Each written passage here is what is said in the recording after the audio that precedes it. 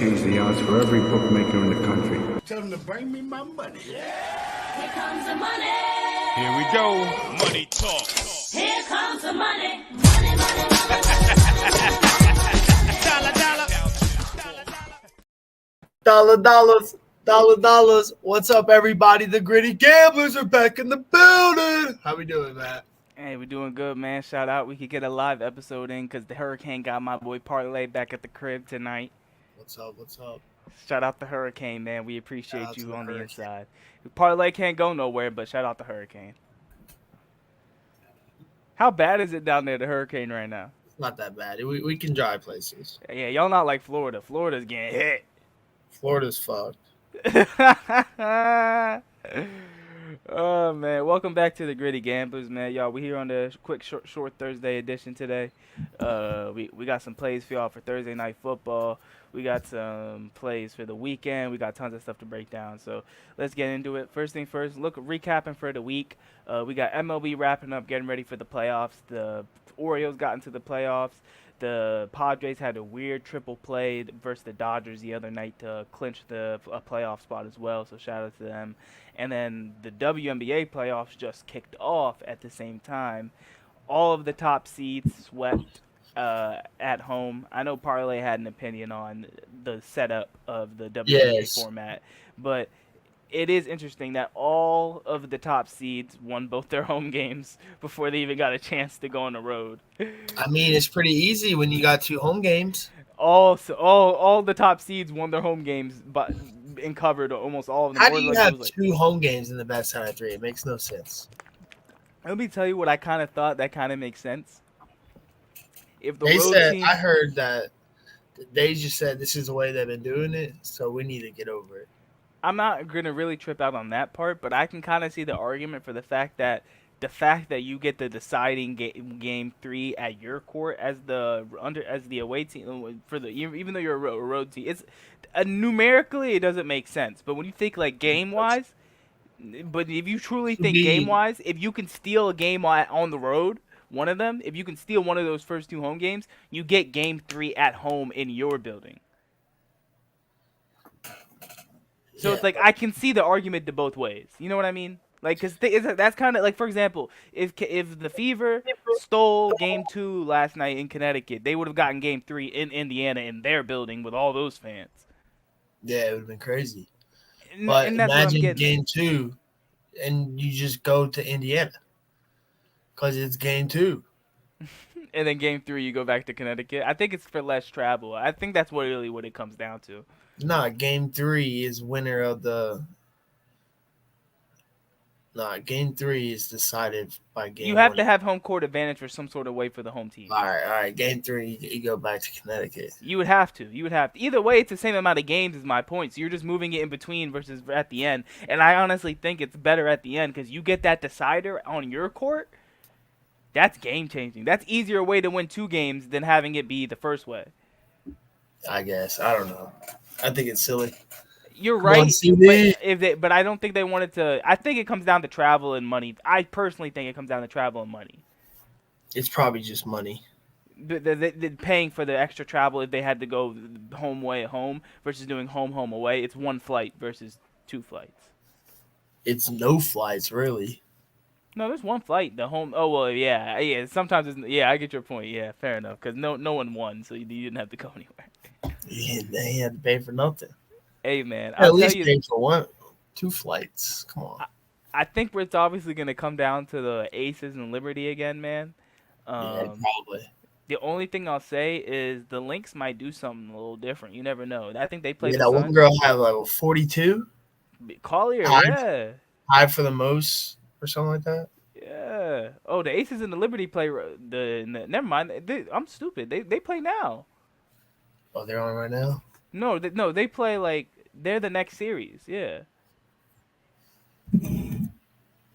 Oh yeah, so that means the Lynx are probably going to the finals, in my opinion. They're beating Connecticut. Connecticut's pretty good, but yeah, the Lynx are probably gonna win. The Lynx, yeah. Oh, they play 5-game series this round though. See, that's what I'm talking about. They play a 5-game series this round. It's best of 5. They should just play 1 game. Huh? They should just play one game. Win or go home. And it rotates. Oh yeah, it rotates. Game 2, Game 1 and Game 2, Game 3 and Game 4, and then Game 5. See, that makes no sense. No. Game 1 and Game 2 for No. I know that makes sense. I'm saying it makes no sense that they rotate that one and not, Oh. you know. Yeah, fair enough. But that's just about it. I did want to give a shout out to our Monday night hits because we did do on the show. We gave you guys a hit to take the Commanders live, and that smacked. I want to say, Brenton Strange, you are the reason our parlay didn't hit. You dropped a ball that could have hit the 25 yards. So, yeah, that's on you, Brenton. I'm You disappointed. dropped 3 balls, buddy. Yeah, I want to get into it, bro. It was bad. He had like 6 targets, and he caught 2. One of them was for a TD, too. That was the worst part. Forgot about him. Huh? He scored a touchdown, and they just forgot about him. Yeah, I'm like, I thought you'd go back to him after that. Oh, yeah, and the Jags got destroyed in prime time, so they did not hit that trend of how teams over plus 5.5. Might hit a new trend this week, though. Teams that get blown out by more than 30 usually cover the spread the next week. You think they're going to cover versus the Texans? Could. It's 6, too. It falls under both. You know it falls under both trends? The Jags this week? The Jags this week fall under both trends. Damn, they got multiple trends. Are they? Do you want to bet model-wise? Because I know the public-wise is going to be all over. Because you know how much man coverage that the Jags play, right? They play almost half their defense as man coverage. Yeah. It's the highest man coverage in the league. Nico Collins props might be to go there. Probably going to be. His props. Nico props are probably going to be very, because he's one of the best man beaters in the league right now. Nico Collins, one of the best man beaters. But moving on to Thursday Night Football that we got kicking off here in a couple minutes. Whoa, they're going crazy. Sorry in the background if you can hear me. Nah. But, no, they're going crazy on Thursday night. I thought they had that turned down. But, nah. So, one thing I noticed about this game parlay is it opened at 4.5 and it jumped up to -6. So, now it leveled out at 5.5. Yeah, it leveled out at 5.5.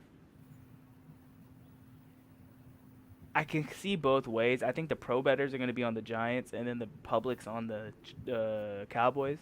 I kind of lean the Giants spread just because I don't believe in the Cowboys' run defense, and I think Singletary's going to have a great night tonight. I have him to score a touchdown tonight, personally. I wanted to take his yards props, but I couldn't do it for some reason. I just didn't. But his yard props could be interesting tonight. I think they were around like 62 rushing yards, and then like 84 rushing and receiving. They both look pretty decent tonight. I do think Wan'Dale Robinson and Malik Neighbors are going to be the go-to options in the passing game. So I have 5 receptions for Malik Neighbors. I'd say you could play that one up to 6 if you want to, but I wouldn't go over 6. I have it at 5 personally. And then Wan'Dale Robinson, I have him at 4 receptions. I think you can play him up to 5. It'd be plus money at that point because he's their slot guy. And Daniel Jones locks onto a couple receivers. Darius Slayton's hurt tonight, so he's going to play, but I don't think he's going to get too many looks. Jalen Hyatt doesn't get on the field, so don't even worry about him. I had to throw that shot. I had to. Speed merchant. But, I had to. He's a division rival. I have to. Wan'Dale Robinson and Malik Neighbors are for 4 receptions for Wan'Dale, 5 for Malik, and then I have Devin Singletary. First touchdown scorer, Wan'Dale Robinson and Jake Ferguson. He has dual and first touchdown bets, so hopefully one of them hit. Yeah, let's see. I got that at plus 380, and with the boost, I got it up to plus 530. So that's something I'd recommend if you guys still have time before the game, is play that. The line itself, I'd probably stay off it. If I had to lean away, I'd pick, I guess, the Giants plus 5.5. But there's trends both ways, not going in one team's favor. Yeah, Dallas hasn't lost 3 games in a row since like 2002, I think. Dallas also kills the Giants. Yeah.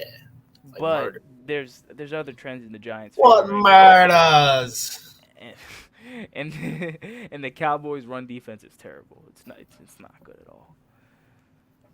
Yeah, that's why Devin Singletary is going to score a touchdown. You ready to look at some college football for the week? I'm down. All right, so first things first, man. Let's start with the Friday games. There's a couple games to look at, only really two. Miami's probably going to run all over Virginia Tech. They get them at home in Miami. Cam Ward's probably going to dust them in prime time. I'm not going to Yeah, I lie got to to you. play for that game. What's your play? Damian Martinez, Xavier Restrepo, and Strep throat. Strep throat. Bashul Tutin all to score a touchdown. Okay. I love Martinez in that game. I think he's one of the better backs in the country, and he gets slept on because he got more attention at Oregon State than he does at Miami. Isn't it crazy? He got more attention at Oregon State than he does at Miami. He's nice. I think it's because he's playing with Cam Ward. Yeah, no one notices him. But yeah, I like those plays. The other game on Friday night, we got Rutgers in Washington. I think that game's going to be a little closer. Rutgers is the favorite. I kind of lean Rutgers here. Schiano has them playing hard. Schiano has them playing hard in the beginning of the year usually. And Washington's not looked good. You saw them versus Washington State this year, right? Nah, I didn't watch them. They lost. Yeah, they lost. They're a Power 4 school. Come on now. Can't be doing that. But I lean Rutgers there. What were you saying? I said exactly why I didn't watch it. But moving on to Saturday, man. Y'all see the title of the show, man. Bama versus UGA, man. Game of the week. Kalen DeBoer, Kirby Smart. DeBoer! The injury report in this game is so critical, in my opinion, because this game's going to come down to, can Georgia rotate on the defensive line to stop the run game with Bama? Because how Bama plays, and Bama fans might not like this, but it's very simple and it's very true. And it's just effective. It's effective. What they do is they will run the ball down your throat, and then once you get into single high safety, they will then take a shot play and score immediately. They probably hit an explosive play right there. Once they're good at running away from cops. Oh my gosh. There you go, parlay. All right, let me get back into this technical bag. And then once you're in single high safety and Bama does that shot play and it usually hits, you're scared now. So you go back into 2 high safety. And once you're back in 2 high safety, that run game starts right back up again. So if you can't rotate on the defensive line versus Alabama, you're in trouble because their run blocking, I'm not saying their run blocking is better than their pass blocking. Their run blocking is probably the best in the country. I like it. I got, speaking of run blocking. What were you about to say? I got Jam Miller to score a touchdown. Okay. And I got the 17-year-old kid, Ryan Hollywood Williams, score a touchdown. So you want me to tell you? Let me ask you. Let me ask you. I was asking a Georgia fan who I know who's really good with like knowing stuff like this, and he told me he doesn't think they're gonna play a lot of too high on Ryan Williams. And when I hear that, I'm like, I understand y'all got fast DBs. Don't get me wrong, but with a kid like that, you can't leave him a guy on an island versus him. You got to put a safety over the top. He's gonna teach him a lesson. And that's my opinion. Now, if you're leaving Ryan Williams in one-on-one coverage, and he's getting good release, yeah, bro, it's not gonna be fun. I've seen too much of him this year. I know Georgia's DBs are elite. I know this, but you need safety help versus a kid like that. It doesn't. That's my opinion. And I got Carson Beck plus 1.5 touchdowns, passing touchdowns. Yeah, your DBs on the outside are young. The inside and your DBs and your safeties are very good and strong, but your outside DBs are young. And Jim Miller will get a touchdown probably. Well, yeah, that's part of the whole run game. I think you guys are going to be able to run the ball if they can't, bro. Because I looked at their injuries on the D-line. They have a couple key guys hurt. Let me pull it up on my phone. I'll end up taking Jalen Milroe and Jeremy Bernard separate probably. Yeah, I have the Bama, Alabama, Georgia injury report on my phone. So yeah, you guys only had 3 guys on the injury report, and they're all probable. And Q Rissaw, Richard Young, and Jeremiah Alexander all are probable. They had London Humphreys, that transfer receiver from Vanderbilt, out. They got Tate Rutledge, the star lineman, out. Mikael Williams, Scovey White, Jordan Hall, Brinson, they're all questionable.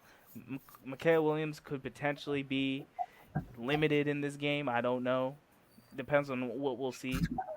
They need these guys to play. Now Georgia does over recruit on the trenches in the O line and the D line, so maybe they had the bye week. Maybe they've prepped some guys to get ready for before they should have been ready to play. But if they can't rotate on the D line, the whole point of me repeating that so many times is I'm betting Bama. I didn't want to bet this game, but if I do, it's probably going to be the Bama money line because at home. Bama minus 9.5 is only plus 290. You and these alt lines, man. Bro, the last one almost hit. This one should hit. I do lean Bama money line. If one thing I need to see is the update. Do they update SEC injury reports throughout the week, or is it just the one on Wednesday? I think you just get the one, and you get one right before game time.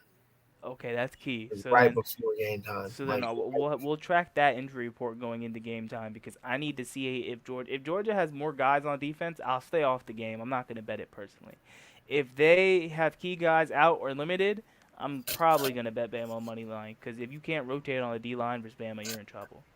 Let me find Bama plus 9.5, and I'm going to take them, or minus 9.5, and I'm going to take them. Okay. Now, we got some other games to cover, but that was the key game of the week. Kansas State versus Oklahoma State. I personally lean K-State at home. Oklahoma State is not able to run the ball this year. And if you're not able to run the ball, as an Oklahoma State offense with Ollie Gordon back there, you're in trouble because they're not really built to have to throw the ball 24/7 all game. Utah kind of showed that when they played them on the road. Now they're having to go to Manhattan, Kansas versus a pissed-off Kansas State team that just got their pants pulled down by BYU. Yeah. I can see Kansas State covering, and the spread's still under a touchdown. It just went up a point, I think, half a point from 4.5 to 5. So I can see Kansas State covering that fairly easily. What do you think about this BYU spread on the road at Baylor, man? They're plus money. BYU's pretty good, right? I mean, yeah, you saw what they did to Kansas State last week, right? Yeah, but Kansas State was a fraud. I've been telling you this. Kansas State's still one of the best teams in the Big. Who's the best team besides Utah in the Big 12? UCF. Who's gonna blow out Colorado this week? Oh my gosh, I gotta hear about Gus Malzahn again, man. Bro, they're gonna blow out. KJ's pissed off. Bruh, I saw that post, man. Why does he got a picture of perfect timing in his locker room? I don't know. Why does he have a picture of perfect time? You know what I mean, Shedeur. Why does he have a picture of him in his locker? Who? KJ. Because KJ's got a picture of him in his locker. That's what I'm talking about. KJ. I'm not talking about Shedeur. I'm talking about KJ. Yeah. Because Shedeur and them said that he wasn't going to be – that they were the best quarterback or whatever, and he wasn't shit. And he said that he's the best quarterback in the Big 12. Oh, so they were beefing before the season. You got to look it up. I didn't even know that, man. What? That's why I've been saying all this. They're going to blow them out. It's clicks. It's – what is it? They're not playing for clicks? They're not playing for clicks, my man. Oh, man. Hey. But I think that line's kind of interesting. The fact that Baylor's the favorite, even though they're at home versus BYU, man. I think that's interesting because Baylor's not good. Like at all.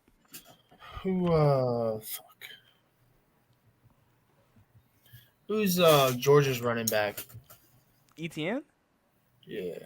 What's his first name? Trevor? Cowboys already punting, bro. They're already 3 and out, man. You love to see it. Giants already got the ball, baby. Yeah, I'm from Texas. Something. You knew what I was referencing. Yeah, I know what you're talking about. While you're looking at that, man, I did want to break up an interesting group of 5 game, Tulane versus USF. It's actually going to be probably one of the better games this week. I like USF. So a lot of people do. My USF homie showed me. I seen the money line, a whale bet on USF. They had like 8% to 72% in the middle of the week. Yeah, I know. I saw that. So a whale bet on USF. And the lines dropped. It opened at like a touchdown, 6.5, 7 spread. Now it's at like 5.5, 5. Yeah, I like South Florida to win. Alex Golesh is a demon, man. That coach they got? Yeah, I know what you're talking about. I even put this in. I mentioned it earlier, but I put this in the notes too. Louisville's underrated versus Notre Dame this week, in my opinion. I don't see it with Notre Dame, bro. They can't throw the ball. They literally can't. They have to run the ball, and Louisville has a very strong defensive line, especially for the ACC. One of the best. Louisville's got a nice transfer from Bama too. That receiver, Jacoby Brooks. Yeah. Yeah, I saw him. I was watching him in the game versus Georgia Tech. He was hooping. And then I already mentioned this, but I love A&M versus Arkansas this week. Dallas might get the ball back. They already turned the ball over? They're just not doing shit. Oh. I was wondering where Mike Zimmer went. He's the Cowboys defensive coordinator now. Yeah. I bet you the Giants are just trying to run the ball. He probably went to Wanda on the slot. Or Neighbors on the outside. We call those two chain movers. Shit. He What? went to Neighbors. Hey, either one of them, bruh. First down. Either one of them. Big one. How many yards? 50? Something like that. Oh. From you the might get- 20. Oh, my God. Neighbors is good. Bro, Neighbors, bro. I'm not gonna use the catchphrase because I use it for Jaden Daniels, but 39 yards. Was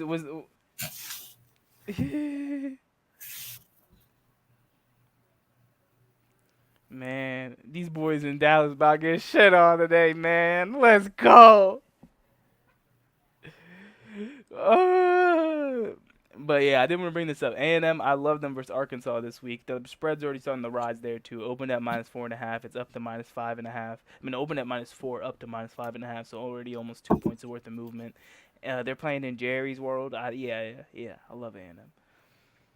I don't know. Arkansas is Bro, like, did you watch the Auburn game? They're terrible. They just got out terrible. they're not that bad. They benched their quarterback and put him back in. Texas A&M, not Texas A&M. You think they are? They are right now. You'd be surprised. I don't think they are. Well, this game will show us. Penn State, the spread seems a little too high versus Illinois. Illinois got good DBs. They can play sticky. I like Illinois. It's an 18-point spread. Damn. Illinois plus 18? Yeah, that's what I'm getting at. They're getting treated like they're Virginia Tech versus Miami. That's interesting. I might have to look into that one. Yeah, I think the public's gonna be all over Illinois is the scary part. That is scary. Then it makes it to where Penn State continues to cover. Penn State's a lot against the one, I think, against the spread for They've had a couple bad games versus spread. no, like last year. Oh, last year, yeah, okay.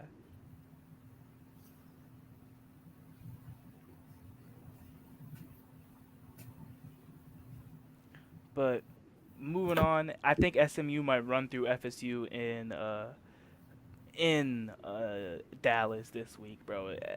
SMU's getting their groove together. FSU is not good. They're scraping out wins in the ACC, and SMU is more talented than Cal. I'm gonna be honest with you. Huh? Win, not wins. One. They got one win. Oh, yeah, that I think Utah will play well at home versus Arizona. Their defense is too strong. Best defense in the conference.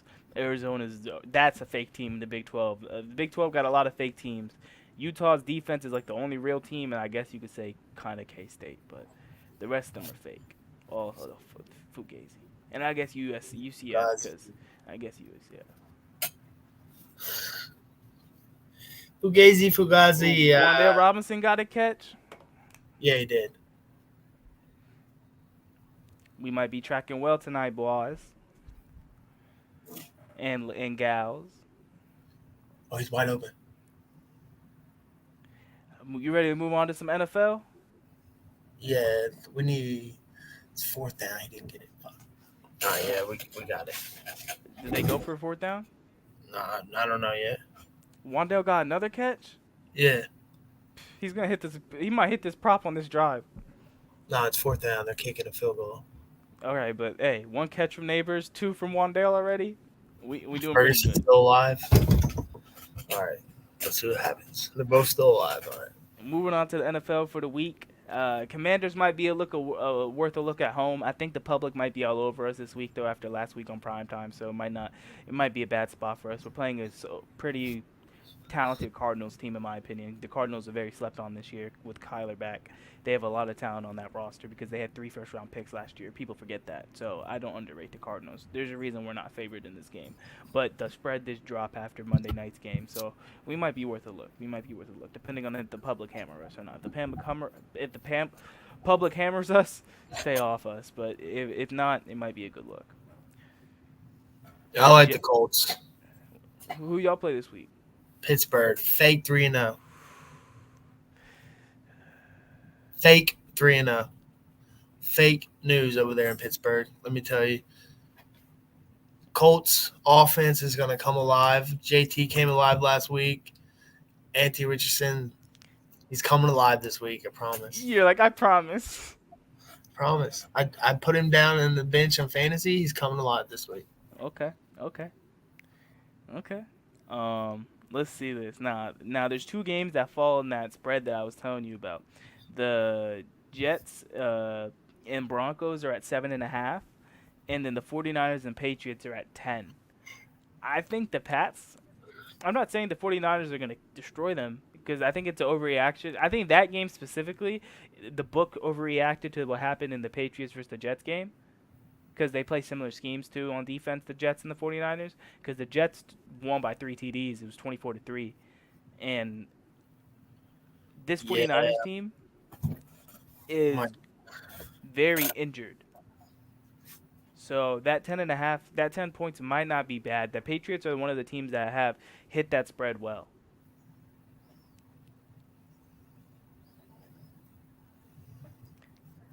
The Broncos I might not be as high on just because I think the Jets are starting to find their groove and they might do something there. And then the Ravens line versus the Bills has moved slightly in the Ravens' favor for that Sunday Night Football matchup in Baltimore.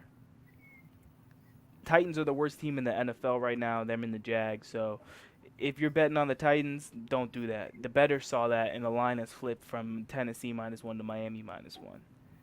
So those are the couple of line movements that we've seen so far in the NFL that I thought was interesting.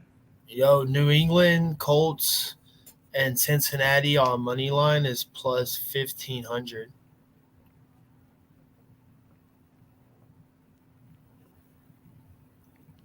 I'd be worried about Cincinnati this week. Andy Dalton There's got something. Carolina? Andy Dalton got something for him. I don't think so. They're 0-3, dude. They got to win eventually. You're not wrong. But it would be kind of poetic if that's what gets Zach Taylor fired, right? Man, imagine Zach Taylor gets fired 0-4, loses Andy Dalton. to the Panthers, Not just the Panthers, because of Andy Dalton. loses to Andy Dalton, Red Rocket. At the Bengals of all places. I doubt it happens. You're like, nah, man, nah. I think. Oh yeah, and then the Bears. I did want to bring this up. The Bears could be in trouble with the Rams right now. The Rams, they're not that good, but they got good coaching, and Sean McVay know how to win with under talented guys. Yeah, he knows how to win, which I don't think the Bears did. Snap. But I mean, I think we're getting there. We're getting right near the limit here, parlay. I don't really got too much left for NFL. Do you? Now let's go watch some football. So before we do that, just give a quick highlight. What were the plays that you had for this game? One last time. Like a million. A bunch of people to score a touchdown. I know you have Wandale TD Robinson. on Wandale, first TD on Jake Ferguson. You have a First TD on TD. Singletary. Do you have anybody on C? Do you have CD TD? Yeah, I did. Okay, you have CD touchdown. So those are 4 touchdown different scores. Anytime on CD, anytime on Singletary. I'm also on Singletary anytime touchdown. Anytime on Wandale and Ferguson, too. But and did Daniel you have anytime on those or first or both? Both. Oh, okay. Anytime on Wandale, anytime on those. So yeah, I those told you are I've the been ones. winning. I got a bunch of parlays. Okay. So those are the first, and then I got the Wandale for 4 receptions. He already got 2, so you might not be able to grab that. And then I got Neighbors for 5. So those are the plays I got with Devil anytime single touchdown, Singletary himself. With that being said, man, that's parlay. Whew, God, I had to get caught. That's Matt. We the Gritty Gamblers, man, and we'll catch y'all next week. Deuces. After I bet, I could change the odds for every bookmaker in the country. Tell them to bring me my money. Here comes the money. Here we go.